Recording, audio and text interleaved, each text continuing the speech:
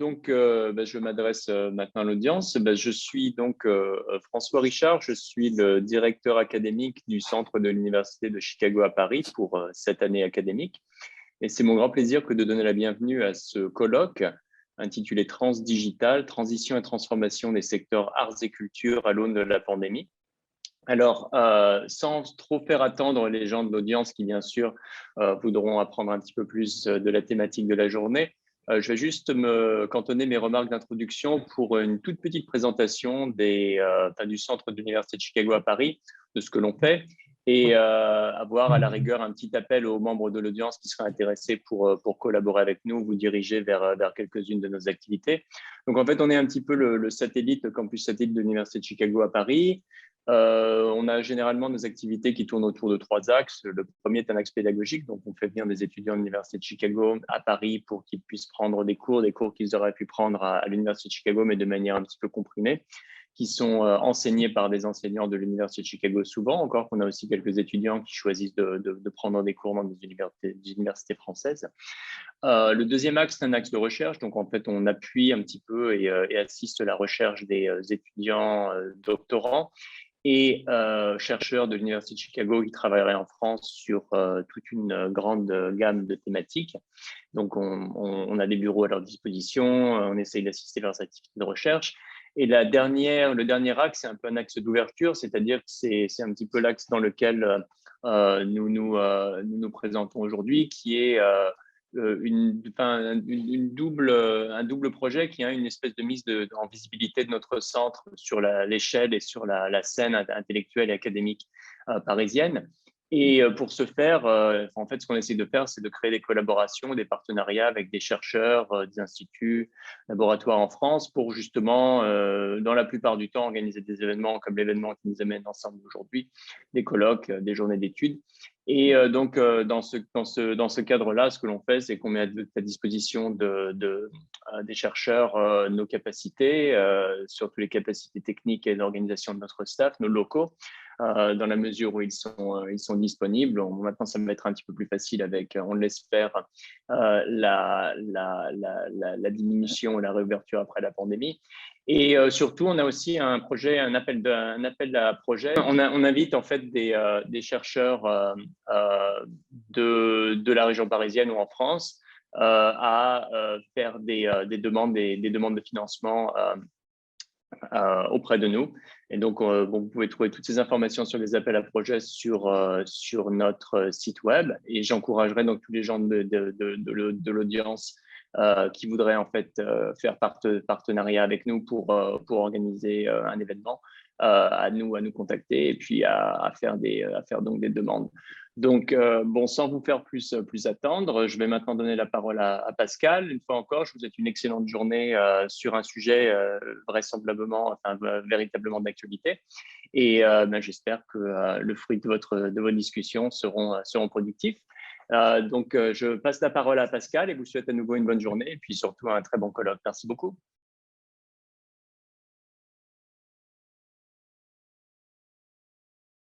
Merci François, merci à vous-même et à l'Université de Chicago de nous accueillir pour ce colloque. Donc, je m'appelle Pascal Riouet, je suis l'organisatrice de ce colloque. Je remercie également Boris Gréby, ici dans la salle, qui est le directeur de l'IESA. Donc, c'est l'Institut d'études supérieures des arts, arts et culture. Je m'occupe, moi, des partenariats internationaux, mais je suis aussi historienne de l'art franco-américaine. Donc, je suis dans mon milieu là. Je voulais attirer votre attention sur l'affiche, la photo de l'affiche, qui a été prise par une architecte, Prachi Panvalkar, que je remercie ici de nous avoir donné le droit de reproduire cette photo. Et vous voyez que c'est une structure métallique qu'elle a, et elle a inversé la photo, donc la mer se trouve à la place du ciel et le ciel en bas.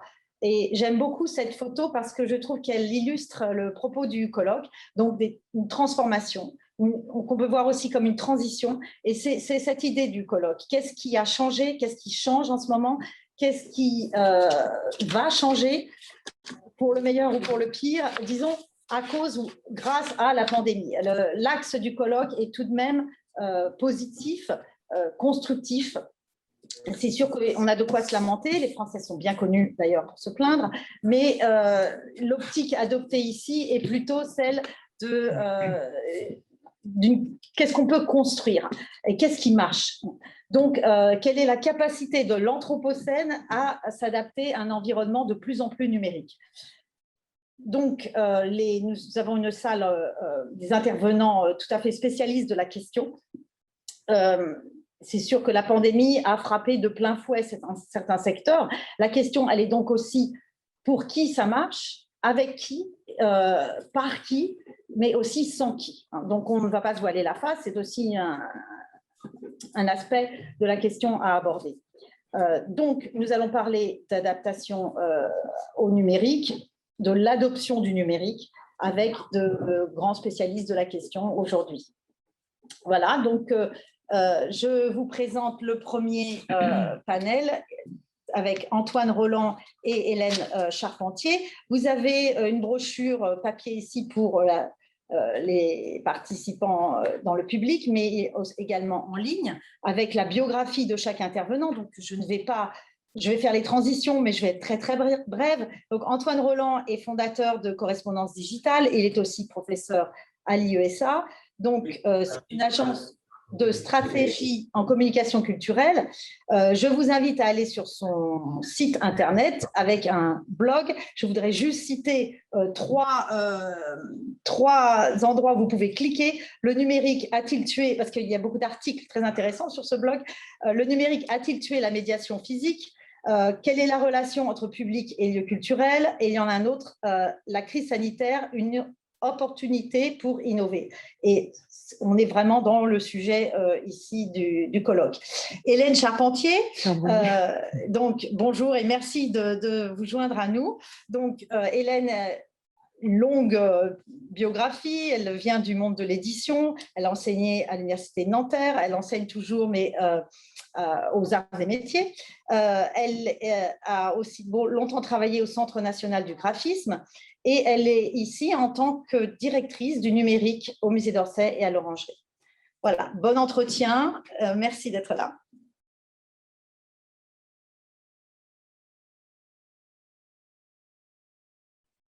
Merci Pascal, donc bonjour à tous et à toutes. Je vais donc partager ma présentation. Excusez-moi. Donc bonjour à tous et à toutes, enchanté. Donc l'idée effectivement pour cette première prise de parole, c'est déjà d'aborder en fait les mutations, les dynamiques qui ont pu être à l'œuvre durant cette période assez exceptionnelle qui est cette crise sanitaire. Et donc nous allons réaliser un dialogue avec Hélène Charbonnier, donc directrice du numérique du Musée d'Orsay et de l'Orangerie.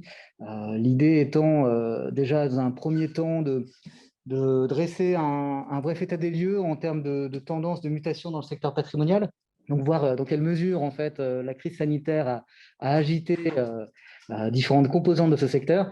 Ensuite, nous ferons un retour d'expérience plus concret sur la base en fait de tous les projets qui ont été menés, et ils sont nombreux par l'établissement public qui est le Musée d'Orsay et de l'Orangerie. Nous réaliserons un dialogue avec Hélène, notamment aussi sur certaines questions pour approfondir et revenir sur certains points. Et enfin, nous ouvrirons dans un dernier temps sur un ensemble d'enjeux stratégiques pour 2021 en guise d'ouverture, en tout cas pour ce qui est du secteur patrimonial. Donc déjà, par rapport en fait pour évoquer un petit préambule et revenir sur une étude notamment qui a été publiée par l'UNESCO très récemment, qui remettait à jour en fait un ensemble de chiffres qui avaient déjà été publiés suite au premier confinement l'année dernière. Donc voici quelques informations sur qu'est-ce qu'a produit finalement la crise sanitaire.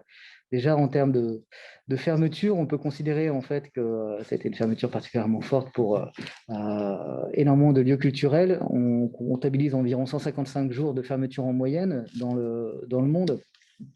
Cette fermeture a d'ailleurs été poursuivie le premier semestre, vous n'êtes pas sans savoir, puisque finalement la réouverture des lieux culturels en France est assez relativement récente. Et on est en France en termes de nombre de jours de fermeture entre 181 à 240 jours. Donc cette simple fermeture finalement a a provoqué un ensemble de répercussions, donc assez évidentes, mais importantes quand même à noter. Tout d'abord, en fait, une baisse de la fréquentation drastique. On considère en fait qu'en 2020, 70% en fait de la fréquentation des musées donc dans le monde, il y a une réduction de 70% de cette fréquentation et on atteint quelquefois des chiffres de 80 à 90%. On pense par exemple au Louvre qui est effectivement dans ces zones-là. Sur les recettes, forcément, de fait, notamment pour des musées qui s'ouvrent de plus en plus à de l'autofinancement et au développement de ressources propres, les recettes ont été, en billetterie notamment, ont été particulièrement en fait réduites. Le mécénat aussi a été particulièrement impacté par cette crise. Donc, on a des impacts économiques extrêmement forts. On considère qu'il y a jusqu'à 80% en fait, de chute de recettes qui ont été réalisées par rapport à 2019. Et en France, grâce aussi à un État qui a une vision assez colbertiste de la culture, on a eu quand même un impact un peu moins élevé du fait aussi du soutien de la part de l'État vis-à-vis des musées nationaux et puis des collectivités pour les musées territoriaux de 21 à 40%. Donc, ce qui a provoqué effectivement un engagement des États qui est assez hétérogène dans le monde. Je parlais de la France, mais on considère que 25% des États membres dans le monde ont augmenté leurs subventions. Donc, ce qui n'est pas forcément le cas effectivement de tous les États. Donc, ces quelques chiffres qui agissent finalement un peu de façon angoissante sur cette vision, sur ce panorama, sont quand même à analyser et je vous propose dans ce cas-là en fait quelques considérations sur 3 grandes thématiques. Déjà, en fait, finalement, comment cette crise finalement a fait évoluer complètement le rapport au public. Lorsqu'on est passé finalement d'un positionnement où on avait à la fois des activités physiques et en ligne à un basculement brutal et total 100% en ligne, quels sont les nouveaux rapports en fait, qui ont été développés avec les publics? Qu'est-ce que ça a changé dans les modes de travail? Déjà, en fait, avec une généralisation du télétravail, comme tout le monde a pu le vivre, notamment dans le secteur muséal, ça a permis de développer aussi d'autres façons de s'organiser. Et enfin, on évoquera aussi des impacts sur les modèles économiques. Pour ce qui est des publics, donc déjà, en fait, ce qui est à noter, c'est qu'on a eu un changement de pratique des pratiques culturelles en ligne. Récemment, en janvier, on publiait une étude qui a été réalisée auprès de 10 000 Français avec un institut de sondage qui s'appelle GECE, et on constatait en fait que 14% des Français avaient visité dans le courant de 2020 en ligne un établissement culturel et patrimonial sous différents formats, mais tout ça pour montrer que finalement il y a eu un appétit quand même sur certains contenus en ligne qui allait en s'amenuisant au fur et à mesure de la prolongation de la fermeture des lieux culturels, mais qui a été particulièrement réel, avec un maintien vraiment en fait de ces relations. Pour les institutions culturelles, en fait, ça a été l'occasion aussi de valoriser déjà une politique culturelle qui est extrêmement vive depuis de nombreuses années vis-à-vis du numérique. Là, j'en profite pour rappeler que le numérique est chose ancienne en fait dans les musées, puisqu'on considère qu'à partir des années 70, on a commencé à numériser les collections. Dès 1995, on avait des premiers sites web, notamment le musée du Louvre ou le ministère de la Culture qui lançait leur premier site web en 1995, qui ressemblait étrangement à une page Wikipédia, qui était encore pas très interactive, ou 2.0, comme on l'a dit ensuite. Donc, investissement ancien en fait, sur ces sujets-là et qui ont été l'occasion, en fait, cette crise a été l'occasion de revaloriser tous ces contenus qui ont été développés depuis de nombreuses années et puis aussi d'en créer de nouveaux. Et c'est ça qui est intéressant aussi, ça sera de parler de ces nouveaux contenus qui donnent la part belle à la médiation humaine notamment. Sur l'évolution des modes de travail, donc des évolutions organisationnelles en interne avec une reconnaissance, c'est assez empirique, mais en discutant avec pas mal d'institutions culturelles, une reconnaissance des implications et des compétences des métiers liés au numérique, chose qui n'était pas toujours évidente il y a quelques années. Donc, ça, j'y reviendrai avec quelques chiffres et quelques tendances.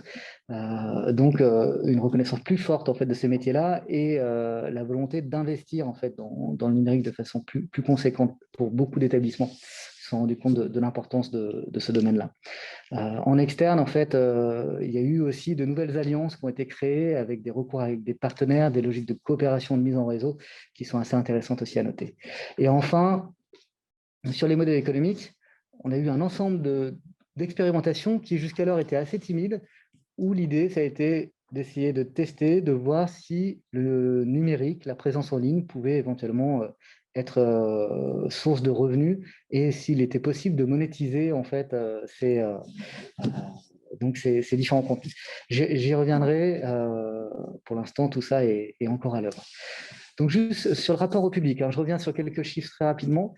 Pour les publics, en fait, des changements de pratiques lourds. J'ai évoqué tout à l'heure 14% des Français qui ont visité virtuellement une exposition, un musée ou des œuvres d'art.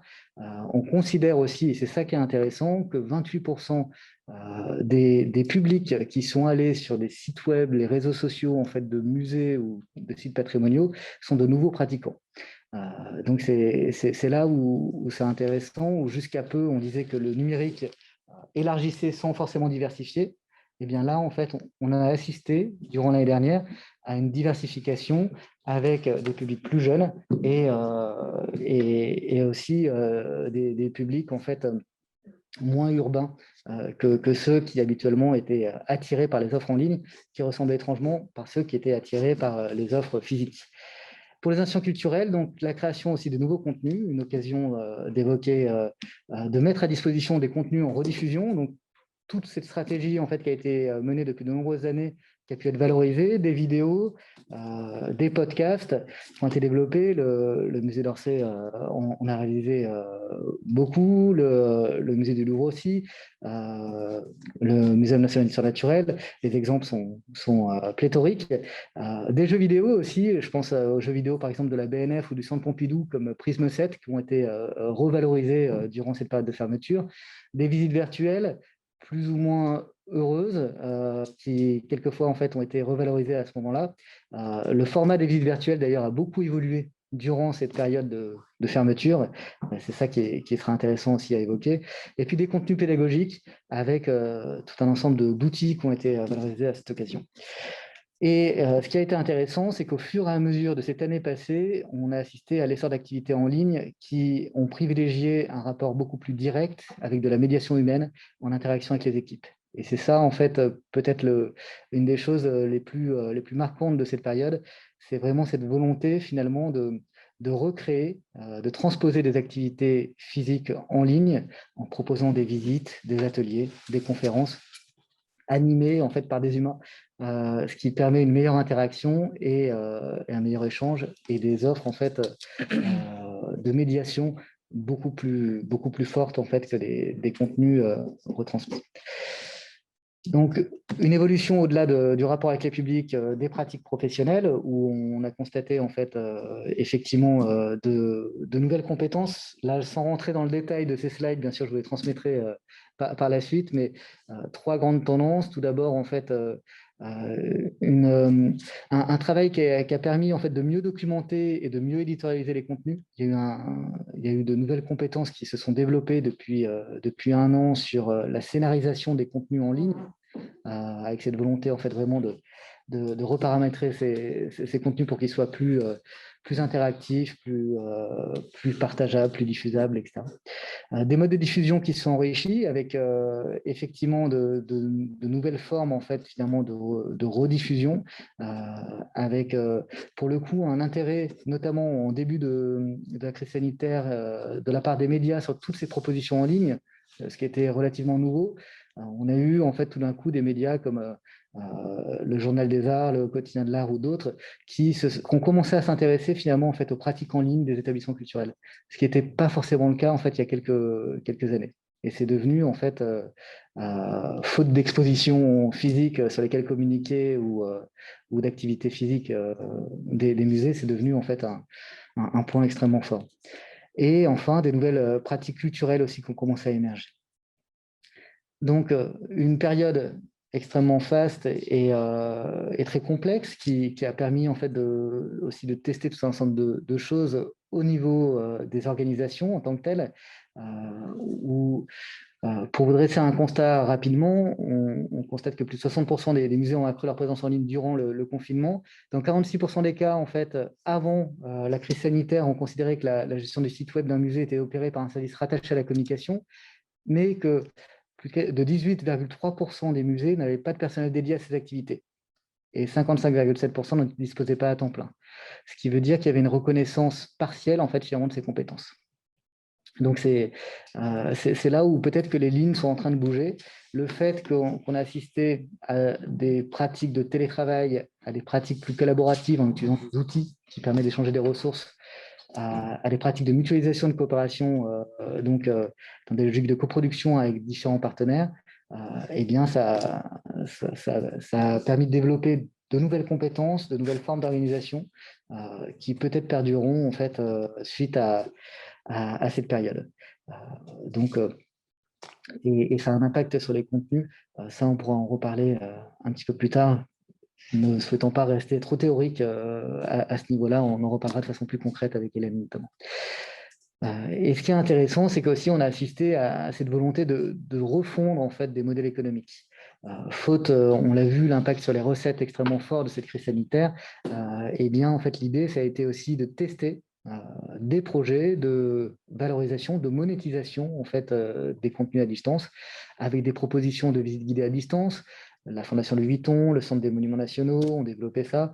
Le Muséum national d'histoire naturelle est en train d'en développer aussi. On a le Musée de la Grande Guerre de Meaux. La volonté aussi de développer des conférences en ligne, par exemple, comme les conférences d'histoire de l'art de Paris Musée, et enfin de créer des ateliers, de finalement transposer un ensemble d'activités de médiation physique en activités de médiation en ligne. Et par rapport à l'enquête que je citais tout à l'heure de GECE qu'on avait réalisée au mois de janvier, on avait sondé en fait auprès des 1000 Français donc leur volonté, leur prêt à payer en fait éventuellement sur ces nouveaux formats et en fait 8,7 millions de Français donc en extrapolant les résultats seraient a priori prêts à payer 7 € en moyenne par rapport à ces contenus-là. Donc un bilan suite à ce long préambule, et je m'en excuse, c'est tout d'abord une évolution des rapports au public, où le basculement en ligne a provoqué en fait de nouvelles pratiques. Pour autant, est-ce que on va assister à une diversification dans la durée en fait de ces publics-là? Est-ce que en fait on va pouvoir fidéliser en fait ces nouveaux publics qu'on a pu éventuellement attirer durant cette année? Quels ont été les modes de travail en fait qui se sont développés et comment en fait on peut essayer de poursuivre, de développer des modèles d'organisation à la fois à distance et dans les murs d'un établissement? Avec quels partenaires en fait on va continuer à collaborer? Et enfin, en termes de retombées économiques, comment on pourrait pallier à la réduction en fait de ressources propres extrêmement fortes auxquelles on a assisté en fait cette année, réduction qui risque de perdurer du fait de la réduction drastique aussi du tourisme international pour beaucoup de grands établissements nationaux, et donc dans quelle mesure en fait finalement le numérique va ou peut-il d'ailleurs en fait générer un ensemble de revenus complémentaires face à cette situation. Donc, ce que je vous propose suite à ces premières réflexions, c'est de partager avec Hélène Charbonnier la façon dont le musée d'Orsay a vécu cette situation et quels ont été les différents projets qui ont été menés en cette période.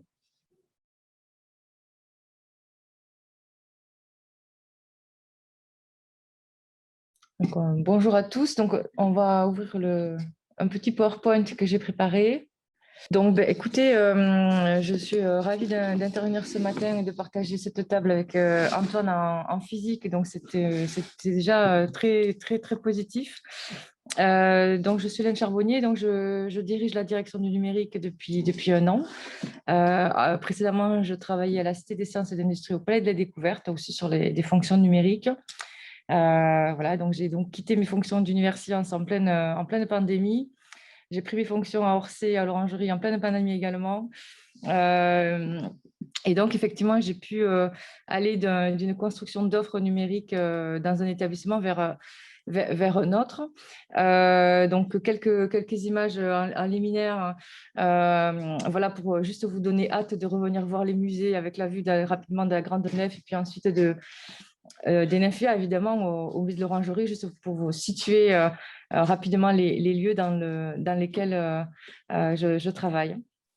Donc, l'idée ce matin, c'est d'abord de vous partager rapidement un petit rétex, un petit retour sur expérience, notamment sur l'année 2020. Donc, j'ai privilégié plutôt des images pour aussi, j'espère, vous faire passer un bon moment en images. Et puis après, effectivement, je pense qu'on échangera avec Antoine. Tu peux avancer. Donc là, j'avais mis quelques petites vidéos. Est-ce que tu peux les lancer? Voilà. Donc, en fait, pour vous poser un petit peu le cadre, on a ce qu'on appelle un écosystème numérique pour notre établissement. Donc, il est composé de sites Internet, un pour le musée d'Orsay, évidemment, un pour le musée de l'Orangerie. Et puis, on a un site Internet jeune public qui s'appelle Les Petits Mots, qui, heureusement, avait été lancé plutôt en 2019, donc avant l'arrivée de la crise sanitaire, mais qui a été aussi un vecteur assez fort dans le lien sur lequel je reviendrai avec les publics jeunesse, avec les enseignants notamment, et avec les professionnels du monde scolaire. Alors, je te laisse avancer. Voilà, donc on a cet écosystème-là composé donc de 3 sites Internet. On est en train de travailler sur un 4e site plus institutionnel. Et puis, on a donc une présence assez forte sur les réseaux sociaux. Donc, on est présent sur LinkedIn, on est présent sur YouTube. On est présent sur quasiment toutes les plateformes de diffusion de podcasts, évidemment. On vient tout récemment d'onboarder, comme on dit, sur TikTok, et j'y reviendrai. On a la plus grande audience sur Instagram, puisqu'on a un peu plus de 1,3 million d'abonnés sur Instagram pour le musée d'Orsay aujourd'hui. On est présent également sur Twitter et on est également présent sur Facebook. Voilà, donc je vais faire un petit rétexte, une petite image issue d'un spectacle qui va bientôt être présenté à l'auditorium du musée d'Orsay en clin d'œil. Juste pour vous montrer qu'on est très mobilisé et qu'on est très motivé et enthousiaste à l'idée de retravailler dans un monde physique. Voilà, donc premier point, c'est qu'on n'a pas profité, mais en tout cas, pendant la période de crise sanitaire, on avait avec les équipes une double dynamique, c'est-à-dire qu'on devait penser et mettre en place une offre programmatique, donc un programme éditorial tel que l'évoquait Antoine, c'est-à-dire qu'on essaie de structurer une offre qui va avoir des objectifs qui sont fixés. Donc les nôtres étaient relativement simples. Évidemment, c'était d'essayer de maintenir le lien avec les publics, de générer et de maintenir une certaine forme d'audience et d'échange et de communication avec l'ensemble des publics, à la fois à travers les réseaux sociaux, à travers les sites Internet, et puis de poursuivre notre mission première qui est d'accompagner une meilleure prise de connaissance autour de nos collections et de mettre en partage ce savoir en mettant en scène, en mettant en œuvre et en mobilisant aussi l'ensemble des équipes du musée d'Orsay et particulièrement donc l'équipe de conservation. Donc, on a travaillé sur ce premier angle-là, qui est la question du lien avec le public. L'idée, c'était de montrer surtout que le musée fermé ne signifiait pas qu'on était un musée inanimé et qu'il y avait l'ensemble des équipes des 2 musées au travail. D'ailleurs, de façon très intensive, même, je dirais presque plus qu'en temps normal. Puisque ça a été l'occasion d'engager aussi pas mal de travaux de fond, des travaux de réflexion et beaucoup de mise en œuvre de ce programme numérique qu'on a appelé Regard numérique pendant la période, pour essayer de clarifier une offre programmatique qui a été donc très, très nourrie. Donc le premier, ça a été de se dire qu'on on était dans une dynamique qui correspond à une vocation de l'établissement qui est une vocation véritablement d'ouverture et de croisement des regards. Donc l'idée, c'était de mobiliser un certain nombre de personnalités autour de nous pour qu'elles puissent donner leur propre lecture et leur propre ressenti ou émotion face à nos œuvres, et donc de les filmer en train justement de témoigner ou de raconter ou commenter les œuvres de nos musées. Donc, tu peux peut-être juste mettre un petit peu play sur la... Attends, juste là. Je peux juste mettre play. Voilà. Voilà, donc là, c'est une avant-regard.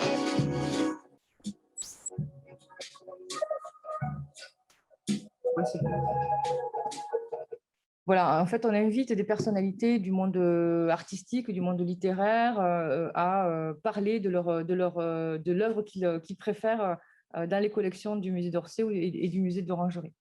Également, on a essayé, c'est un petit peu le mot transposé qu'utilisait Antoine, de prolonger ce qui existait déjà dans le monde physique, qui était déjà programmé ou qui devait être programmé et qui a dû être annulé. Et donc, c'est par exemple ce qu'on a mis en place avec la gentillesse de Pierre-Racine Garavelou, qui est historien de l'art et qui avait un cycle de conférences, et là toujours, puisqu'il va le retrouver donc dès cette année, un cycle de conférences où il met en partage aussi avec des historiens de l'art et des conférenciers qu'il choisit une lecture de l'histoire de l'art. Et on a mis en place donc pendant la crise sanitaire une sorte de résidence Instagram où 2 à 3 fois par semaine, il choisissait une œuvre d'art et en faisant un commentaire qu'on publiait donc sur l'ensemble des réseaux sociaux, et effectivement d'abord sur Instagram. Donc, ça a bien marché. Donc, il y a même une édition qui est en cours, donc pour aussi retransposer et revenir après vers le monde physique. Et donc, l'ensemble de ces commentaires d'œuvres qui fait sens, voilà, qui a été pensé dans sa globalité, et maintenant chapitré, il va faire l'objet d'une édition qui est en train d'être préparée et qui sera disponible prochainement en librairie. Donc, un autre exemple aussi, donc on a effectivement essayé de diffuser du savoir à travers tous les médias qui s'offraient à nous, et notamment les podcasts qui pendant la crise, ont été un média relativement fréquenté par effet de report. Donc, il y avait donc en place déjà une série pour le jeune public de podcasts, Promenade imaginaire, c'est à peu près 700 000 écoutes, qui avait bien marché, et donc l'expérience s'est prolongée. Il y a une exposition de James Tissot qui a eu très peu de temps d'ouverture au public, qui avait été conçue, et donc on l'a mis en diffusion donc pendant la crise sanitaire. Et puis là, on poursuit avec une série de podcasts là, qui viennent de sortir tout fraîchement, relatifs à la nouvelle exposition présentée au musée de l'Orangerie sur le croisement et le binôme, enfin l'approche en binôme autour de Magritte et de Renoir. Également, on a mobilisé les équipes de conservation aussi pour qu'elles puissent continuer à transmettre, à décrypter, à éclairer sur les œuvres de leur choix issues de nos collections. Et donc, on a mis en place un dispositif sur Instagram qu'on a appelé Parole d'art, où les conservateurs choisissent une œuvre et en proposent une lecture, en proposent un commentaire et remettent une œuvre en contexte. Voilà, donc ça aussi, ça a pas mal marché aussi. Et puis, on a donc revalorisé cette série qui d'ailleurs a fait l'objet d'articles de presse aussi. C'est vrai que la presse s'est beaucoup intéressée aussi à chacun de ces dispositifs que je vous présente. Donc, la série Orsay en mouvement. Donc, peut-être que tu peux mettre la petite... voilà, puisqu'on est sur... Excusez-moi. Oui, c'est Claudia.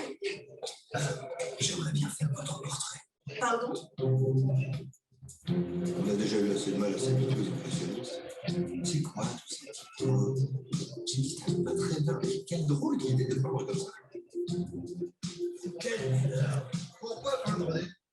Là, en fait, c'est un très, très bon exemple de la façon dont on peut essayer d'explorer tous les potentiels par l'audiovisuel. C'est-à-dire qu'on est allé chercher à travers cette série, je dirais, une belle complétude de technicité, avec un effet 3D, avec des comédiens voix qui essayent de remettre en contexte de l'époque l'artiste.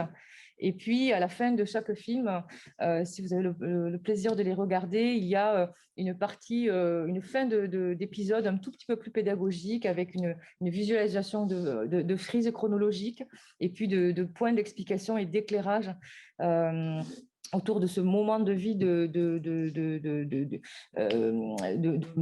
lié au mouvement artistique qui sont donc mises en visualisation d'une façon un tout petit peu différente.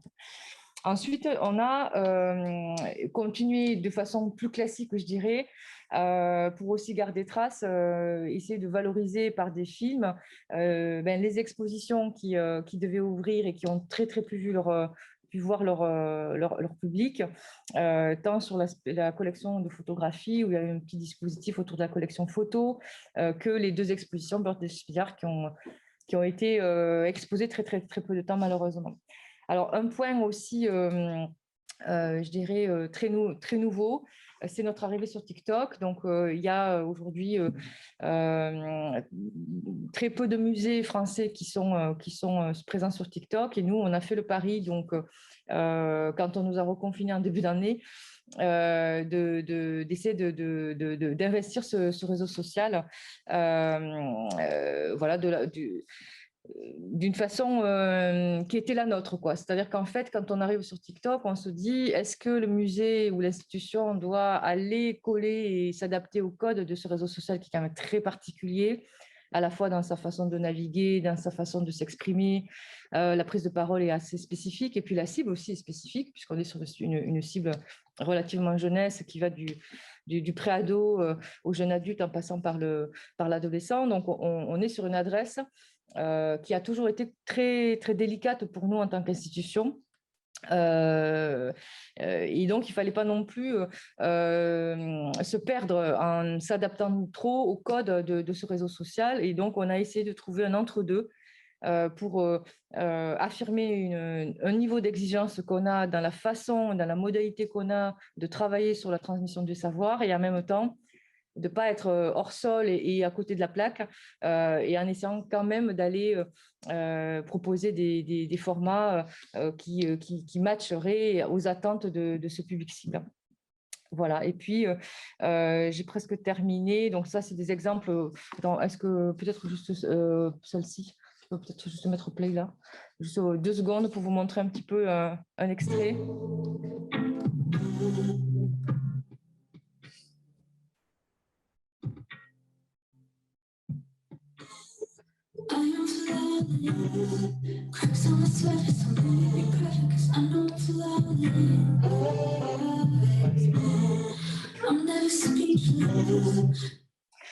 En fait, c'est un exemple intéressant, TikTok, parce que c'est l'exemple qui nous a amené à pousser jusqu'au bout notre réflexion sur un peu justement le rôle du numérique, la façon dont une institution muséale peut essayer de passer des messages, peut essayer de commencer à se dévoiler un tout petit peu plus, donner envie de venir au musée et accompagner voilà, une curiosité autour des collections. Donc, le rôle du numérique, il n'est pas facile. Hein. C'est-à-dire qu'il ne doit pas avoir vocation à se supplanter à ce qui est fait dans le monde physique, évidemment. Il est là pour essayer d'attirer l'attention, de susciter la curiosité. Et cet accompagnement aussi est intéressant et aussi, il est pertinent dès lors dès lors que le numérique a une valeur ajoutée par rapport à une forme d'empêchement ou d'impossibilité qu'on aurait dans l'accès aux œuvres dans un monde physique. Et puis peut-être pour terminer, peut-être ce qui a suscité le plus d'audience ou de presse en tout cas, c'est le fait qu'on a volontairement mis en place dans l'ensemble du musée des concerts qui ont été faits ad hoc pour un public à distance. Donc, on est vraiment allé dans une intention vraiment créative, dans l'intention de réalisation, dans le scénario aussi. Et donc, on a mis en place ce qu'on appelle le Orsay Live, c'est-à-dire un ensemble de concerts qui ont été tournés, filmés pendant la période de la crise sanitaire pour le public à distance. Donc, les films ont été mis sur YouTube et aussi sur nos partenaires, France Télévisions et Culture Box. Et les artistes ont quand même répondu présents pendant cette période-là pour aussi continuer à se produire d'une autre façon, mais continuer à se produire quand même. Et donc, on a profité aussi de ce moment-là où les espaces étaient plutôt disponibles pour aller investir les espaces du musée et faire produire les artistes dans ces espaces-là pour aussi faire remettre en lien et en maillage d'une autre façon l'ensemble des arts et le croisement entre la musique et les œuvres au musée d'Orsay. Voilà, donc je vous montre là juste rapidement quelques images des tournages. Tu peux avancer rapidement. Voilà, quelques images aussi. Là, je vous ai mis un petit teaser, mais je vous renvoie vers la chaîne YouTube si vous voulez revoir tous ces films-là. Et là, quelques exemples aussi d'initiatives, de dispositifs. On est allé chercher aussi quelques artistes parce qu'on est dans l'année du bicentenaire de la naissance de Charles Baudelaire. On est allé proposer à des artistes aussi de se livrer, de lire quelques passages de textes qu'ils aiment bien de Baudelaire pour aussi animer notre Instagram. Et puis également, on vient d'achever, puisqu'on va réouvrir, une magnifique résidence sur Instagram qui avait été lancée en début 2020.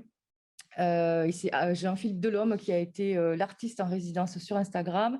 Et donc, le principe était assez simple, c'est qu'il te fasse un dessin une fois par semaine qu'on publiait sur Instagram. Voilà, on a eu aussi d'autres initiatives avec, par exemple, Loïc Prigent pour essayer d'expérimenter de nouvelles tonalités. Et puis, un petit mot conclusif, je pense. Voilà, je vous ai mis quelques statistiques que je vous ai énoncées un tout petit peu au début. Et ce qu'il faut retenir, c'est qu'effectivement, notamment sur Instagram, il y a une augmentation de la fréquentation de nos réseaux sociaux, c'est une évidence. Donc, particulièrement sur Instagram, plus 47%, ce qui est quand même très, très significatif.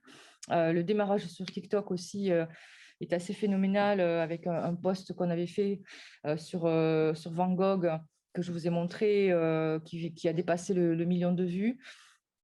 Donc, effectivement, une audience très, très, très forte sur les réseaux sociaux.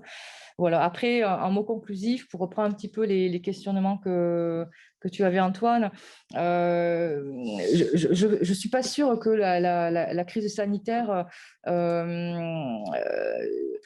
soit un vecteur de transformation au sens strict du terme. Je pense qu'en fait, les musées ont dû s'adapter à la situation. Je ne suis pas sûre que, même s'il y a eu un report d'audience sur le numérique, que ça a été levier pour qu'on s'organise et puis pour qu'on puisse mettre en place l'ensemble de ces programmes numériques, comme ceux que je viens de vous présenter rapidement, fasse qu'on soit dans une transformation. Je pense qu'on est plutôt dans une adaptation à la situation, une volonté de continuer à poursuivre l'ensemble des activités, parce que le cœur de l'activité reste quand même l'expérience muséale qui passe par de la visite, du parcours permanent et de nos expositions. En revanche, ça a permis d'accélérer une forme de maturation sur justement comment positionner le numérique dans les musées et d'affirmer un petit peu son rôle. Et le rôle, il est assez simple, c'est ce que j'ai énoncé. On est vraiment dans un accompagnement, dans un meilleur accès au savoir. On est dans une valorisation de nos programmes événementiels, de nos spectacles, et dans une forme de complémentarité par rapport à l'offre qui est proposée en physique. Donc, d'une part, je pense que ce qui est important, c'est de ne pas viser et chercher l'homothétie entre le physique et le numérique. Nous, ce qu'on a essayé de faire, c'était d'aller vers des choses créées ad hoc, vraiment, pour qu'il y ait une mise en diffusion et un accès d'audience à distance. Et on n'est pas allé chercher des formats homothétiques parce qu'on s'était dit que de toute façon, ce serait de toute façon déceptif, puisque quelque part, rien ne remplace le rapport direct à l'œuvre et qui s'opère dans un monde physique. Donc, on est vraiment allé chercher des créations et des dispositifs nouveaux, singuliers, pensés ad hoc parce qu'on savait qu'on avait une audience exclusivement à distance. Et effectivement, ça a été quand même l'occasion de repenser les audiences, d'essayer d'aller s'ouvrir à d'autres publics. Et ça a été notamment incarné par la série Orsa en mouvement d'une part, et puis par plus récemment notre arrivée sur TikTok. Voilà. Merci beaucoup Hélène. Donc vraiment pour cette présentation très très claire qui montre à quel point en fait finalement la crise n'a pas été finalement un objet de transformation pour vous, mais d'accélération, d'adaptation en fait finalement par rapport à une situation donnée.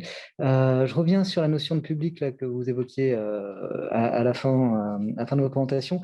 Vous évoquiez le fait que l'audience avait été un peu repensée, notamment avec Orsay en mouvement. Est-ce que vous pouvez nous donner un peu plus de caractéristiques en fait, quelle est cette nouvelle audience finalement que vous avez réussi à atteindre avec ce format-là? Alors, avec Orsa en mouvement, la série et les épisodes ont été largement repris et diffusés, même dans les classes, hein, par les enseignants, d'une part, parce que ça faisait le lien aussi avec un ensemble de fiches pédagogiques qu'on met à disposition à travers nos sites internet des enseignants. Donc, ça faisait un ensemblier entre les fiches pédagogiques et puis cette série-là qui permettait d'avoir des contenus aussi pour les enseignants. Et sur TikTok, donc, on est vraiment sur une expérimentation d'élargissement de notre audience. On ne savait pas si ça allait marcher. On était très timide par rapport à cette arrivée sur TikTok, parce que c'est totalement nouveau pour nous. Ça demande d'avoir une conception audiovisuelle nouvelle aussi. Il faut accepter aussi un peu de se remettre en cause et d'évoluer. Vous avez vu qu'on est sur des vidéos avec de la musique un peu contemporaine, etc. Donc, ça nous a sorti un tout petit peu de la zone de confort. Mais quelque part, c'était le souhait aussi, la volonté chez nous d'essayer d'aller plus loin, d'aller différemment, de penser les choses un tout petit peu différemment, tout en restant qui on est et en restant très garant de l'accompagnement de nos publics vers les œuvres. On a eu 2 lives. Par exemple, donc fait co-animé avec un influenceur et un conservateur. Le dernier en date s'est tenu il y a 2 semaines et il y a eu 70 000 vues sur le premier live et le deuxième, je ne sais plus quelle est l'audience, mais je pense on était à 280 000. Enfin, ça a été énorme, ça a été incroyable parce qu'on était connectés, on était sur un créneau monde. Et donc, on a eu beaucoup d'audience venant le live était en langue anglaise. Et on a eu beaucoup d'audience en Amérique du Sud. Voilà. Un engouement des publics, un engouement aussi sur ces nouveaux formats. Oui. Et par rapport, en fait, justement, si on passe de la phase publique en fait, à l'organisation interne, est-ce que vous avez œuvré et pas mal développé une certaine inventivité en fait, par rapport à ces formats? Est-ce qu'il y a de nouvelles compétences qui ont été acquises au sein de vos équipes ou de nouvelles formes de relations ou avec d'autres partenaires que vous ne seriez pas allé chercher s'il n'y avait pas eu cette crise sanitaire, par exemple? Oui. Donc, l'enjeu l'enjeu, il était double. C'est fort qu'on a été donc tous très foudroyés par la crise et puis on devait s'adapter aussi par rapport aux échéances nouvelles de confinement, reconfinement, re-reconfinement, etc. Donc, on était à la fois dans une synergie où on se préparait à la réouverture et en même temps, il fallait tenir bon et il fallait conserver une modalité d'organisation parce que ma direction était l'une des directions productrices des contenus numériques. Donc, on était dans la phase de préparation de la réouverture puisqu'on a dans ma direction des projets pour aussi avoir de l'audiovisuel in situ, des projections au sein des expositions. Et Et en parallèle, il fallait tenir bon sur la capacité à penser, à produire les contenus en ligne, puisqu'on était encore toujours confinés. Donc oui, ça a demandé une organisation particulière avec une période de grosse charge de travail pour les équipes, c'est sûr.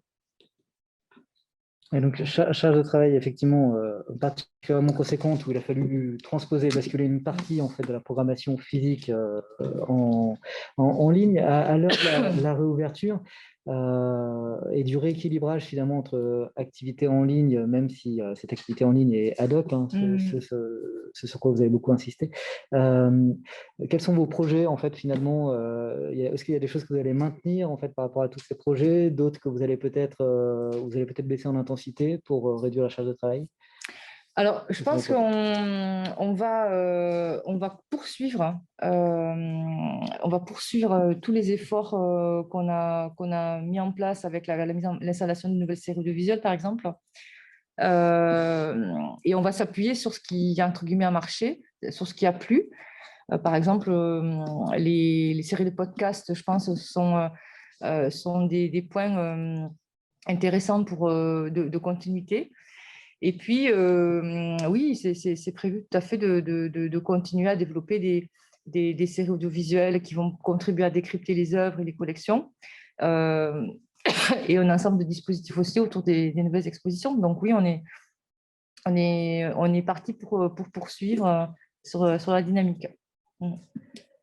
Bon, en tout cas, merci beaucoup, effectivement. Et Hélène, juste peut-être en guise de conclusion, en fait, par rapport à ces différents sujets en fait, qu'on a pu évoquer, donc, et revenir comme une ouverture finalement sur notamment ce qui concerne 2021. Tout d'abord, en fait, ce qu'on peut constater, peut-être qu'il y a trois grands enjeux. C'est un enjeu vis-à-vis des publics, un enjeu organisationnel et puis un enjeu économique. Au niveau des publics, en fait, il y a un rééquilibrage à l'œuvre pour beaucoup d'établissements culturels et on a fait pas mal côté croissance digitale là-dessus. Ça, c'est sujet de conseil pour rééquilibrer en fait justement en fait activité en ligne, activité physique, où l'idée c'est vraiment en fait d'avoir une logique de parcours de visite qui soit plus cohérent entre ce qui a été développé durant cette année où il n'y avait qu'une offre entre guillemets en ligne et les retrouvailles avec le physique, avec d'autres formes de médiation. Donc ça, c'est peut-être un des premiers enjeux en termes de développement des publics, c'est d'arriver en fait finalement à rééquilibrer ces activités. En termes organisationnels, en fait, on ressent en fait en discutant avec différents établissements culturels la nécessité d'évaluer en fait finalement ces projets-là pour pouvoir stabiliser certaines évolutions, de rééquilibrer leurs activités, mesurer les impacts aussi de ce qui a été créé. Donc ça nécessite aussi de refondre ou en tout cas d'adapter cette stratégie numérique, soit pour baisser de régime s'il y a eu une accélération, soit pour la réadapter complètement pour certaines institutions en fait qui ont qui sont allées peut-être sur des terrains relativement nouveaux pour eux et voir comment en fait intégrer ces activités en ligne qui ont été développées avec une charge revenue à la normale entre guillemets. Et puis enfin, il y a aussi cette nécessité en termes organisationnels d'enrichir les relations publiques en fait à la fois en ligne et en physique. Et enfin, peut-être un dernier point en termes économiques, c'est toutes ces incidences de la crise sanitaire en fait ont démontré à quel point le rôle de l'État et des pouvoirs publics était essentiel en fait dans le maintien de cette activité culturelle. Désormais, depuis que les lieux sont réouverts, il y a peut-être des enjeux d'ancrage territorial, d'aller nouer de nouveaux liens avec des publics plus locaux, du fait de la réduction des publics touristiques. Mieux connaître et fidéliser en fait ces publics pour pouvoir asseoir en fait de nouvelles offres, développer une programmation riche à la fois en ligne et physique qui permettent de servir ces publics-là et puis chercher aussi des financements auprès d'entreprises qui elles aussi ont subi la crise ou auprès d'autres partenaires et donc de renouveler peut-être potentiellement les collaborations avec ces entreprises en développant de nouvelles offres. Donc, il y a une sorte d'injonction finalement à l'innovation d'un point de vue économique qui est à l'œuvre, tout un ensemble de travaux qui sont actuellement en cours, notamment du côté du ministère de la Culture, pour essayer de réinventer le secteur culturel et de trouver en fait finalement d'autres sources de financement.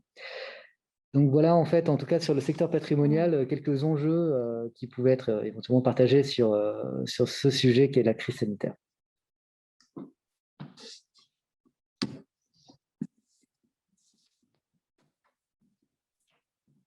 Merci Antoine, merci Hélène. Donc nous allons, si dans le public il y a des questions, on va les garder pour juste avant 11 h, on fera une petite séance de questions-réponses, à la fois pour ce panel et le suivant, donc avec Thomas Michaletto. Donc je vous invite à laisser la place à Thomas et revenir peut-être plus tard pour les questions-réponses. Donc je vous présente très rapidement, puisque de nouveau dans la brochure, que ce soit en ligne ou sur papier, vous avez la biographie des intervenants. Donc, avec Thomas Michaletto, nous allons parler du marché de l'art. Thomas a fondé une agence de communication qui s'appelle Troisième Rive. Donc, on va parler encore de stratégie digitale. Il accompagne des galeries et des marchands d'art, des maisons de vente notamment. Et je vous invite à aller sur son site internet, donc Troisième Rive. Superbe, vraiment, j'ai cliqué sur les stories animées, donc sur Instagram. Il y a un très beau portfolio également.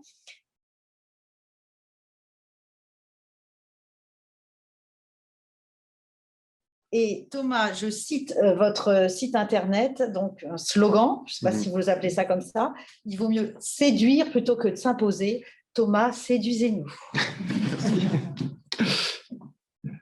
Bonjour à tous. Je vous remercie. Ouais. C'est parfait. Merci Désolé. beaucoup. Ouais, je vous en prie. Alors, bonjour à tous. Je me présente, donc je m'appelle Thomas Michaletto. Je suis enseignant à l'USA depuis 7 ans. Maintenant, j'enseigne la communication culturelle. Aujourd'hui, je vais vous parler des rapports d'influence dans le marché de l'art.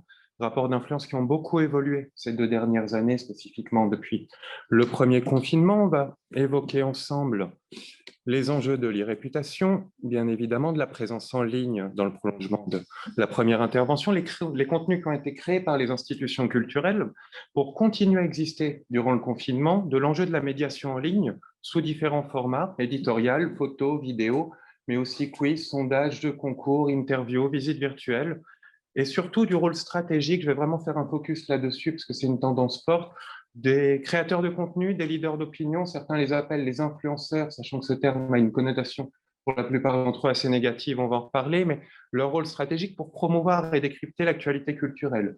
Ces créateurs de contenu, ils s'adressent à 10, 50, 100, 200 000 followers sur les réseaux sociaux, ils sont très suivis, ils ont des communautés qui sont qualifiées, solides, fidèles, actives, et ce sont de véritables prescripteurs pour les expositions et l'offre culturelle en général. Alors, je partage ce retour d'expérience parce que, je crois que vous ne voyez pas très bien. Voilà. Je suis fondateur d'une agence qui s'appelle Troisième Rive, que j'ai fondée en 2014. C'est une agence de communication digitale. On accompagne les musées, les galeries, les foires dans leur stratégie de communication auprès des collectionneurs, comme évoqué dans l'introduction, des publics qui sont très sollicités, donc très exigeants, auprès desquels on préfère séduire plutôt que de s'imposer. C'est tout le propos de notre agence. Créer des contenus exclusifs, originaux, susciter la curiosité, le désir pour que l'internaute clique sur une visite virtuelle, télécharge un catalogue d'exposition. Tout l'enjeu consiste finalement de passer du virtuel au réel. On est une petite équipe de 10 personnes. Le point commun de tout le monde, c'est qu'on a tous travaillé dans des galeries d'art ou des musées avant de rejoindre Troisième Rive. Ces différents projets me permettent de faire travailler les étudiants de l'USA sur des business games, c'est-à-dire que je fais intervenir des directeurs, fondateurs sur des pitchs de communication. Et les étudiants ont l'occasion de travailler sur la réouverture du musée Dali, la stratégie de la Fondation Monet, la Biennale Paris l'année dernière ou encore le musée Picasso. Alors, avant de partir dans le détail, simplement une petite anecdote. Ça, c'est la campagne de communication qu'on a lancée en 2014, quand on a créé l'agence, avec ce message: ne pas gérer son image et sa réputation sur Internet, c'est laisser le soin aux autres de raconter votre histoire. Présence en ligne et réputation, 2014, c'était encore les prémices. Instagram n'existait pas comme on l'a dans le format qu'on a aujourd'hui. On ne parlait pas d'influenceurs, on parlait plutôt de blogueurs, On avait tout juste pris conscience du rôle des community managers dans les institutions culturelles. Et donc, les transformations numériques, bien évidemment, se sont accélérées avec la crise, donc, qui a forcé le monde de l'art à un arrêt brutal, le marché en ligne devenant le seul canal de promotion et de vente pour une grande partie du secteur. Donc, le numérique a bien sûr bouleversé les formes de diffusion de l'art et transformé des pratiques culturelles, définissant de nouveaux enjeux qu'on va détailler ensemble. Nouveaux enjeux, nouveaux usages, mais aussi nouvelle génération de collectionneurs dont les codes ont changé. Les relations publiques aujourd'hui, elles deviennent digitales, avec le rôle notamment des créateurs de contenu, les catalogues d'expositions interactifs et les visites virtuelles. On a tous découvert des viewing rooms ou des visites virtuelles durant ces différents confinements. Les réseaux sociaux, en particulier Instagram, dont je vais vous parler avec insistance aujourd'hui, imposent, selon nous, un réflexe de consultation quotidien à tous les acteurs du marché, qu'ils soient artistes, marchands, journalistes ou collectionneurs. Si on prend comme fil conducteur une galerie d'art, par exemple, avant la pandémie, on se rend compte qu'il y avait toujours un trio sur les supports de communication, le site Internet, qui est la vitrine internationale d'une présence en ligne pour n'importe quelle institution culturelle. C'est le point de convergence de vos actions de communication. Quand moi j'ai démarré en 2012, on avait l'habitude d'aller sur le site d'une galerie d'art pour se renseigner sur la programmation. Maintenant, le réflexe, c'est bien évidemment d'ouvrir simplement le compte Instagram. Très classique également la newsletter, qui permettait de garder un lien de contact avec les différents publics chaque mois. Format très classique, parfois intrusif pour certains, quand on reçoit énormément de newsletters quotidiennement. Et enfin, les réseaux sociaux, bien évidemment, dont je vais vous parler plus en détail. Donc, le temps du confinement, ça a été une opportunité pour les institutions culturelles, mais surtout aussi le milieu des galeries d'art qu'on accompagne au quotidien, de soigner leur réputation et leur présence en ligne.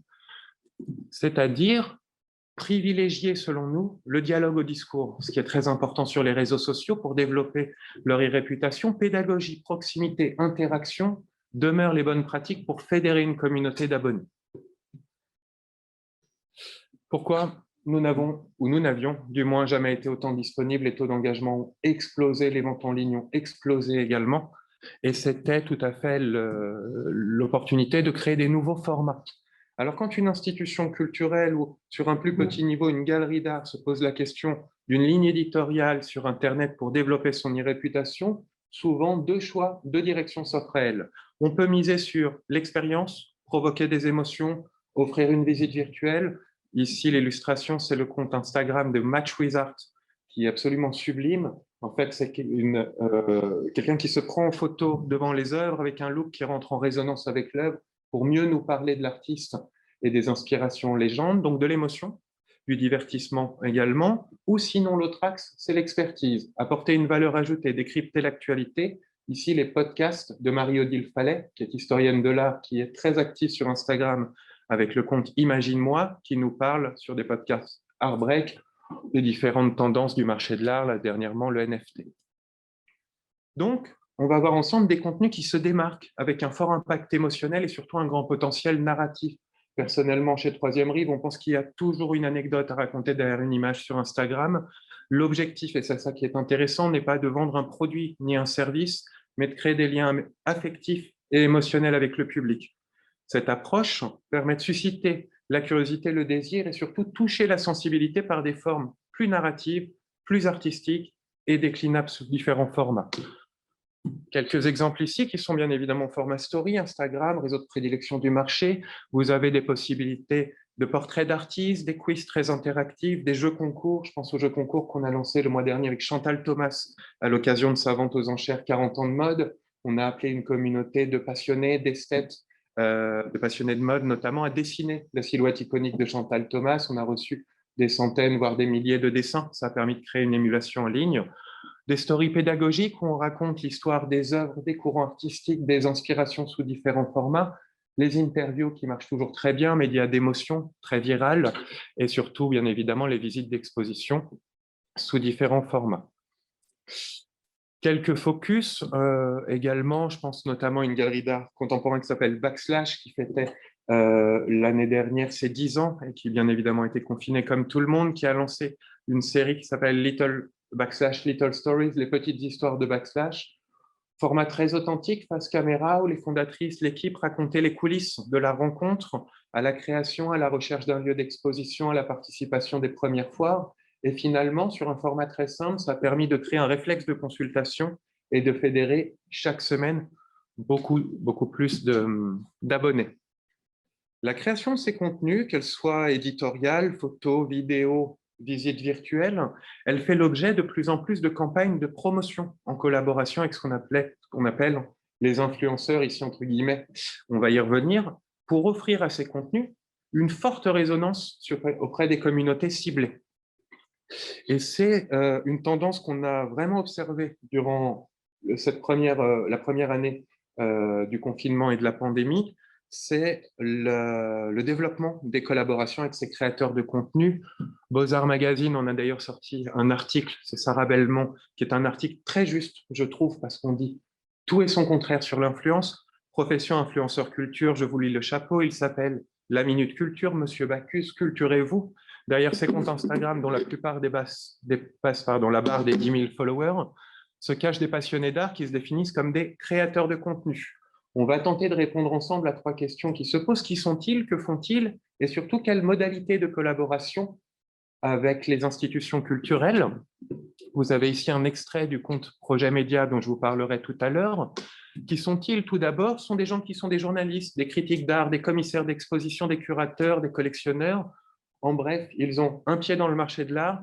Leaders d'opinion, ils sont suivis par des communautés qui sont actives, fidèles et engagées. Ça, c'est très intéressant pour les clients que j'accompagne, puisque tout ce qu'on fait sur les réseaux sociaux est mesuré aujourd'hui par l'engagement, l'indicateur le plus fort. Précurseurs de tendance, ils sont perçus comme des experts pour certains d'entre eux et une source d'inspiration par leurs abonnés. Passionnés, leur nom est souvent associé à une thématique précise. On a coutume de dire qu'un journaliste est un professionnel de l'écriture qui apprend une thématique et qui passe d'une thématique à l'autre. L'influenceur, c'est le contraire. C'est un passionné d'un sujet qui va le partager, qui a une appétence à partager avec une communauté, qui va apprendre à écrire ou à produire sous différents formats.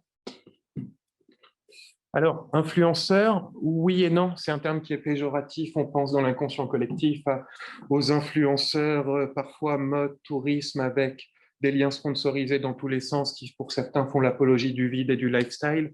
Il faut bien discerner l'influence dans le marché de l'art, dont les codes sont très différents. Quand vous avez 10 000 followers dans le marché de l'art à Paris, vous êtes quelqu'un de très influent dans ce milieu. On est très, très loin des millions dans les autres domaines d'actualité. Et surtout, les influenceurs sont avant tout des créateurs de contenu. Audio, vidéo, on l'a vu tout à l'heure, sont des médiateurs culturels ou encore des digital curators pour certains d'entre eux.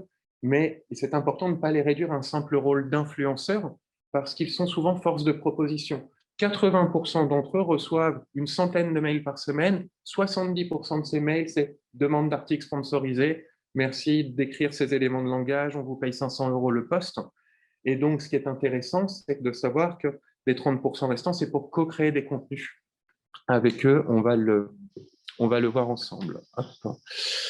Alors, qui sont-ils? C'est important aussi de faire la distinction. Ici, simplement pour un rappel, c'est une image d'une visite qu'on avait organisée au Parcours Saint-Germain il y a 4 ans. Alors, nous, on travaille avec ces créateurs de contenu depuis le lancement de l'agence. On a créé les réseaux sociaux de Drouot, on a fait les premiers événements de blogueurs et on les a vus finalement se développer et développer leur communauté. Ici, 5 créateurs de contenu au premier plan qui partagent leur expérience de visite en ligne.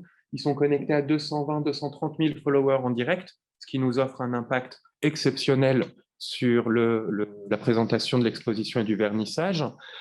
Et il convient aussi de souligner la différence entre journalistes et influenceurs, parce que là où les journalistes viennent à un événement chercher de l'information, les influenceurs ou créateurs de contenu, viennent chercher une expérience. Donc, les journalistes sont des professionnels qui focusent sur les faits, à l'heure où les créateurs de contenu sont des passionnés qui vont nous proposer de l'émotion. Les journalistes représentent une ligne éditoriale par définition neutre, quand les créateurs de contenu sont libres, subjectifs, opinions personnelles. Ils ont une totale liberté, ils sont très authentiques, c'est ce qu'on appelle en marketing le best friend effect. Alors on est matraqué, tabassé de stimulus publicitaires, 1500 stimulus publicitaires par jour et par personne, on a plutôt envie d'écouter des gens qui nous inspirent, qui nous ressemblent et qui nous semblent du moins authentiques. Précision importante sur les journalistes aussi, qui sont soumis à un rythme de publication quand les créateurs de contenu publient n'importe quand en temps réel, dont le contact est assez direct, proximité accessible. Une différence majeure aussi, c'est que les journalistes sont rémunérés à l'écriture, lorsque les influenceurs ou créateurs de contenu sont rémunérés via la publicité et les partenariats, ce qui soulève aussi une question, faut-il rémunérer les influenceurs? On y répondra peut-être tout à l'heure. Important également, avant de vous présenter le portrait de 3 influenceurs, casser quelques idées reçues. La première étant la suivante, l'influence n'est pas l'audience. L'influence, c'est la capacité de prescrire, de nourrir une tendance, d'influer sur des comportements. C'est fortement lié à une notion d'engagement et d'impact. Et donc, un influenceur qui a 10 000 abonnés générera beaucoup plus d'impact sur son audience car celle-ci est très ciblée et liée à son domaine d'expression légitime. Encore heureux, aujourd'hui, Instagram a supprimé l'achat de fans, l'utilisation de robots qui automatisent le follow-unfollow. Et on voit tout de suite aujourd'hui quelles sont les communautés fake dans ce milieu. Il suffit simplement, quand vous êtes sur un compte Instagram, de regarder une publication. Si cet influenceur a 150 000 abonnés sur son compte et la publication génère 225 likes, vous pouvez parier que 80% de sa communauté a été achetée et que ce sont des faux followers. C'est pour ça que je vous parlais d'engagement tout à l'heure. Et c'est pour ça aussi que à l'agence, pour les galeries, les musées, les foires et les maisons de vente qu'on accompagne, on accompagne une vingtaine de comptes au quotidien. On travaille plutôt avec des micro-influenceurs qui sont crédibles et authentiques. Le taux d'engagement est important puisque la visibilité sur Instagram, qui a vraiment été, selon nous, le réseau de prédilection durant la pandémie, la visibilité sur Instagram est basée sur l'engagement. Lorsqu'un post génère beaucoup de likes et de commentaires, la plateforme le considère comme attractif et potentiellement intéressant. Donc, Instagram va pousser les posts qui génèrent le plus d'interactions. Et donc, ça me permet de faire le lien aussi avec les créateurs de contenu. Les institutions culturelles qui s'intéressent de plus en plus à ces créateurs de contenu doivent prendre le temps de construire des relations authentiques avec leurs ambassadeurs. Et la meilleure approche, selon nous, consiste à créer des contenus ensemble pour les engager. On va voir ensemble très rapidement le portrait de 3 créateurs de contenu qui sont particulièrement inspirants, qui ont été particulièrement actifs pendant le confinement. Camille Junot, qui est la fondatrice de la Minute Culture, que vous connaissez peut-être, qui fédère aujourd'hui 110 000 abonnés, passionnée par l'offre culturelle. Camille, elle est l'une des références aujourd'hui en matière de vulgarisation de l'histoire de l'art. À travers ses stories, elle nous raconte l'histoire des artistes, des iconographies parfois complexes ou des gens artistiques délaissés par le grand public. La Minute Culture décrypte l'histoire de l'art dans des stories drôles et décalées. Un format d'écriture qui permet d'être à la fois concis, inspirant et de parler d'art différemment. Chaque créateur de contenu se résume à une promesse simple, et c'est pour ça que ça marche. Ici, rendre l'art accessible, ce n'est pas seulement l'expliquer simplement, c'est aussi le descendre de son piédestal. Ça marche très très bien. Un aperçu de ces stories, ici la Minute Culture consacrée à Ingres, où elle va faire un focus en utilisant bien évidemment des termes beaucoup plus modernes. Ingres est un fanboy de Raphaël. On a aussi des focus sur les traitements des tissus à couper le souffle, et ce qui est assez génial, je trouve que c'est fantastique tout ce qu'elle fait, c'est pour ça que ça marche, parce que 110 000 abonnés sur de la médiation culturelle aussi pointue, c'est vraiment un tour de force. C'est très interactif. Chaque story donne lieu à des questions, des quiz, des sondages, des jeux concours. Ça marche tellement bien que Camille a sorti un livre aux éditions Larousse où elle revisite la story de la table ronde et qu'elle a une émission capsule vidéo L'Art sans filtre sur Arte également. Donc, on constate que ces créateurs de contenu, ils vont se développer sur différents supports et différentes plateformes. Ici, un petit focus également sur l'exposition Soulage à l'Opéra Galerie. Comment travailler avec les créateurs de contenu? Tout d'abord, en les invitant à des expositions qui correspondent à leur ligne éditoriale. Et ce qui est très intéressant, c'est la manière dont ils peuvent partager l'expérience de visite avec souvent un style éditorial et une personnalité propre très affirmée. Ici, je cite simplement une partie de son témoignage sur l'exposition Soulage. Quand j'arrive, il y a des sourires derrière les masques. Je le sais parce qu'ils sont dans les yeux aussi. Sur les murs, l'outre noir, ce noir-là, il nous apprivoise, il est puissant, mais ne nous menace pas, comme si, chez Soulage, l'ombre n'abusait jamais du pouvoir qu'elle a sur nous. C'est un noir où la lumière danse, invariablement fascinant, dans ces variations que mon téléphone peine à capturer. Et c'est comme ça sur chaque expo, pour partager son expérience de visite, ici éditoriale, mais photos, vidéos et stories, les formats se complètent. Un autre créateur de contenu qui s'appelle Monsieur Bacchus, qui réunit 38 000 abonnés, qui est lui un autodidacte qui a toujours privilégié la passion et le dévouement dans son processus d'apprentissage. Ça se ressent beaucoup sur son compte Instagram. Il a passé cette dernière décennie à parcourir le monde pour découvrir les œuvres des artistes et construire une approche personnelle de l'histoire de l'art. Et Monsieur Bacchus est né d'un projet de curation digitale en 2016. Je vous invite vraiment à aller découvrir son compte. Je n'ai malheureusement pas beaucoup de temps, mais je fais un petit focus sur une de ses dernières productions, une collaboration avec Ludovic Laugier, du Musée du Louvre, dans la série Pour l'amour de l'antique, où il échange avec le responsable sur 5 chefs-d'œuvre de la collection. Ici, les 3 Grâces. Et ce qui est assez génial, c'est qu'à la fin de sa série vidéo, on retrouve pour le dernier épisode M. Bacchus qui va au Louvre saluer la statue, qui rencontre le conservateur des sculptures grecques du Louvre et qui peut, in fine, partager son expérience devant et à travers l'œuvre. Et ça permet de créer des mini-séries vidéo, de fédérer des abonnés qui sont toujours plus nombreux à chaque épisode, avec des objectifs de teasing, puis de reveal, qui sont très inspirants.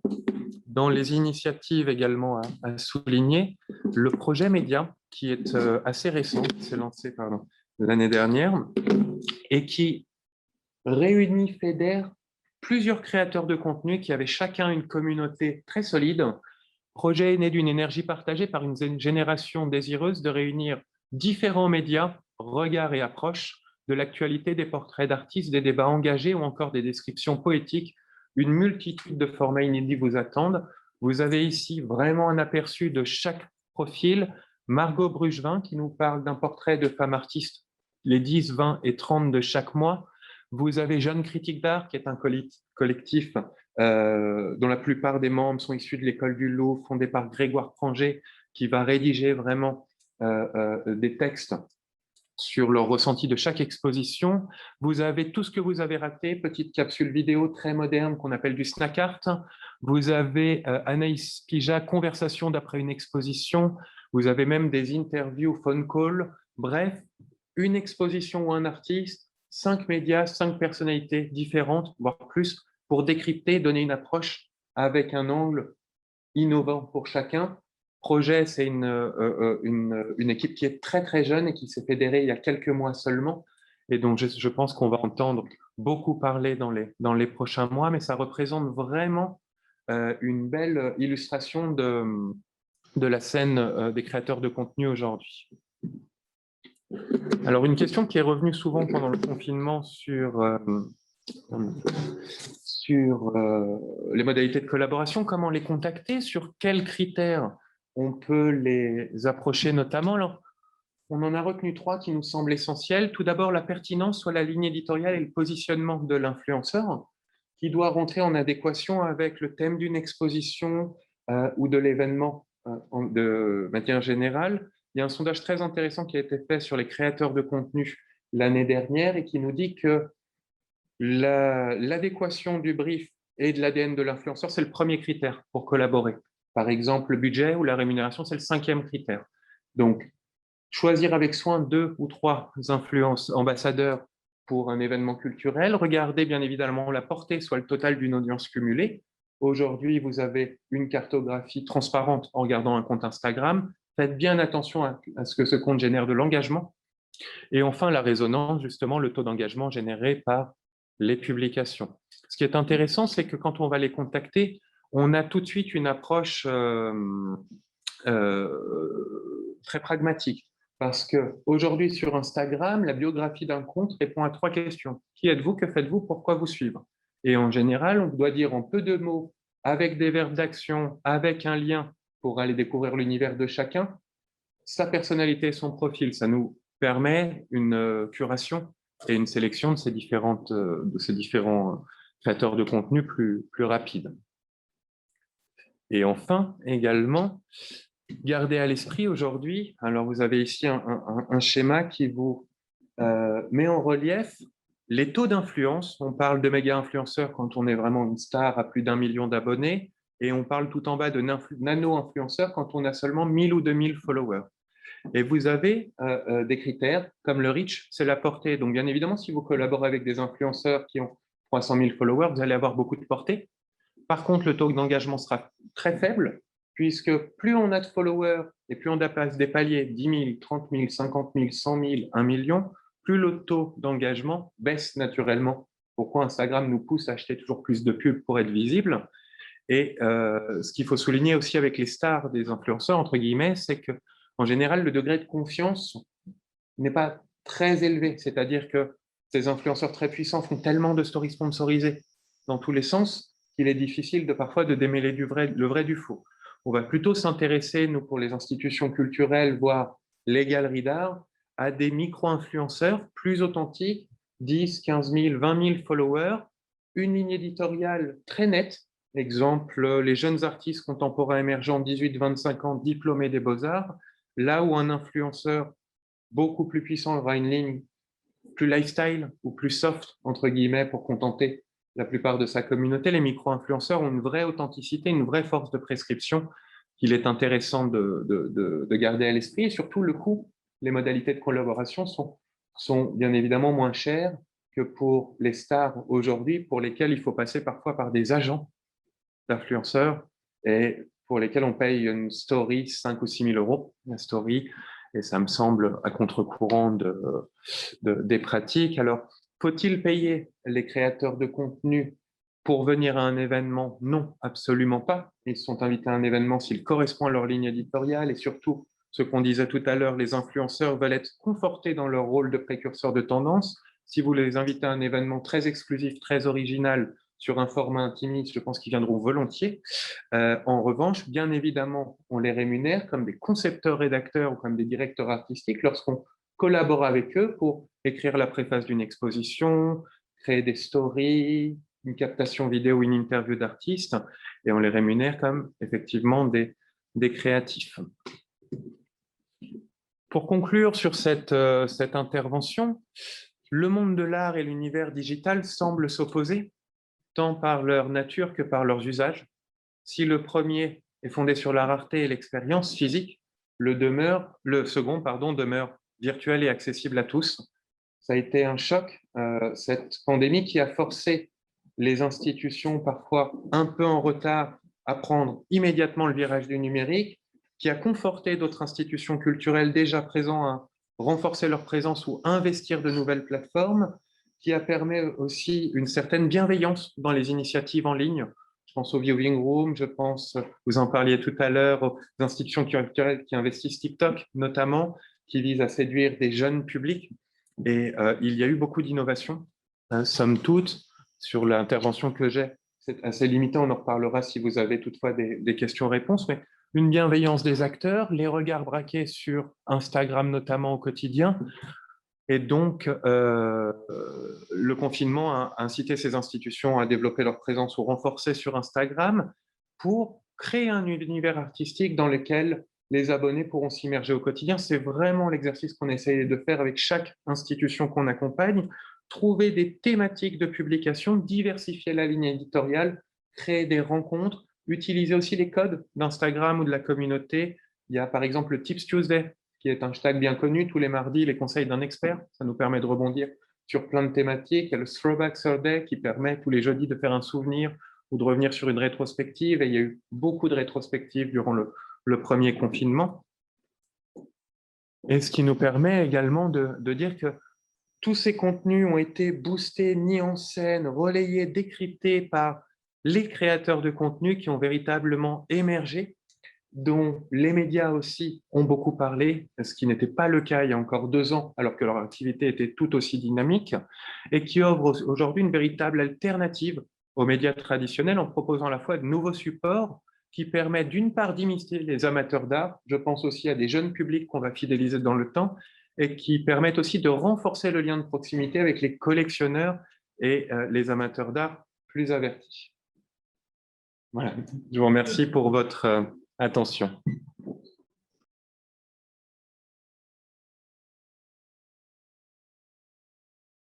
Petit moment de questions-réponses avant de faire une pause. Alors, on va prendre des questions dans la salle s'il y a des gens qui veulent intervenir. On a une question sur les droits d'auteur, si les artistes, notamment pour le musée d'Orsay, sont rémunérés, ceux qui passent sur Instagram, etc. C'est aussi le sujet de l'intervention suivante avec une avocate, Cyrielle Gauvin. Donc, on peut peut-être attendre l'intervention de Cyrielle pour y répondre, à moins que vous vouliez intervenir maintenant, Hélène. En tout cas, toute intervention artistique est cadrée juridiquement par un contrat, évidemment, avec chaque artiste. C'est la moindre des choses normales et prévue par un texte. Donc, oui, absolument, hein, cette intervention est absolument cadrée. D'accord, ok, droit d'auteur. Ok. Est-ce qu'il y a des questions dans la salle? Oui, moi j'ai une question, parce qu'on a commencé à parler, aux sourds, on dit que vous pouvez payer un influenceur 6 000 € ou pas. Je voulais savoir, par exemple, au musée d'Orsay, au musée de la rentrée, quel a été le budget? Parce que faire un podcast, c'est un budget. Est-ce que votre équipe s'est multipliée? Je pense que vous avez des partenariats extérieurs aussi. Mais quel était, si on peut en parler, le budget qui a été alloué à ce développement du budget? Oui, alors, effectivement, c'est compliqué de parler de budget parce qu'on n'a pas non plus un raisonnement budgétaire dans le secteur public. À l'île du projet, on n'a pas de compte d'exploitation à proprement parler comme dans le privé. En revanche, ce que je peux vous dire, c'est qu'effectivement, on a une augmentation du budget alloué aux productions de contenu dans son ensemble en 2020, évidemment. Après, qu'est-ce que c'était par exemple, quel est le coût d'un podcast pour un musée et quel est le coût aussi de la mise en ligne? Et ensuite, est-ce qu'il y a un coût d'exploitation, de fonctionnement? Parce que à partir du moment où on multiplie tout ça, il doit y avoir. En fait, c'est pas que je ne veux pas vous répondre, mais il n'y a pas de coût, type ni pour un audiovisuel ni pour un podcast, parce que si on est sur un podcast qui apporte une complexité sur le fond, où il y a du comédien voix, on recrée une ambiance musicale et sonore, voire on fait créer une composition musicale ad hoc pour le podcast, qu'on est sur un certain nombre une série avec un certain nombre d'épisodes, etc., une pluralité ou diversité d'intervenants, une complexité narrative et de structure. Là, on va être dans un podcast qui va être onéreux et qui peut dépasser les 10 000 €. Quoi. Après, il y a d'autres formes de podcasts plus agiles, plus légers, qui peuvent quand même fonctionner, mais qui sont donc dans une forme un petit peu plus classique. Et je dirais que voilà, autour de 3 4 000, 5 000 €, une petite série de podcasts de quelques minutes peuvent être mis en œuvre. Voilà, donc l'éventail est encore plus important dans le visuel, où les moyens alloués pour notre série Orsay Live, où on a là reçu encore il y a un mois l'Orchestre de Paris avec 100 musiciens dans la nef, et derrière une post-production pour remettre en récit, remettre en lien aussi avec les heures, etc., après la captation du concert en elle-même, parce qu'on est sur une représentation d'un concert qui va au-delà de la simple retransmission, comme on le verrait en direct, et on avait pris le parti derrière d'avoir une intention de réalisation derrière, donc avec une véritable écriture, dans le montage ensuite pour que le film fini et produit soit fait. Donc là, on a des grands moyens, et effectivement, on ne démarre pas le projet tant qu'il n'y a pas une formule partenariale qui est soclée, avec aussi des diffuseurs. Il y a 2 diffuseurs, France Télévisions et Mezzo TV, pour nous accompagner dans l'aventure, parce qu'on est sur des projets vraiment d'ampleur et coûteux par rapport à d'autres visites guidées d'exposition par le commissaire, où on est sur des formats beaucoup plus classiques. J'ai passé un peu de classique, où là, c'est quelqu'un de mon équipe qui a opéré la réalisation et le tournage de la post-prod. Donc, d'accord, merci. D'autres questions, interventions? Oui. J'avais 2 questions aussi pour le musée d'Orsay. Est-ce que vous êtes un peu de test? Ah oui, mais Je ne voulais pas vous asseoir là, si vous voulez. Non, mais restez. Allez. Est-ce que ça vous a permis de toucher les publics que vous n'aviez pas touché jusque-là? Et la deuxième question, c'est tous ces moyens que vous avez mis en œuvre pendant la pandémie, quel est le pourcentage de ces moyens qui va rester dans l'avenir, qui va vous permettre de continuer sur cette dynamique-là et de ne pas revenir à au monde passé. Alors, la première question, c'est absolument oui, évidemment. La progression d'Instagram qu'on a eue, que j'ai citée, plus 47% pour le musée d'Orsay, c'est vraiment de la conquête d'audience qui se traduit en plus par une audience en plus active, avec un public qui repartage, etc., qui lui-même intervient là en ce moment en disant « Ah, ça y est, on avait hâte que le musée réouvre, il me tarde d'y aller, etc. » Et donc, il crée un vent favorable. Et c'est une audience qui… Moi, je ne pensais pas qu'on allait développer l'audience Instagram ainsi pendant la pandémie.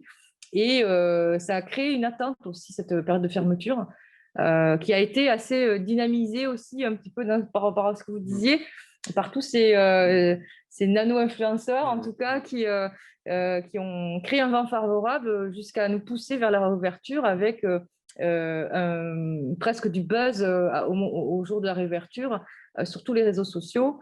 Et avec ces publics qui exprimaient vraiment de façon très claire qu'ils n'avaient jamais vu le musée, qu'ils avaient hâte de venir à Paris pour visiter.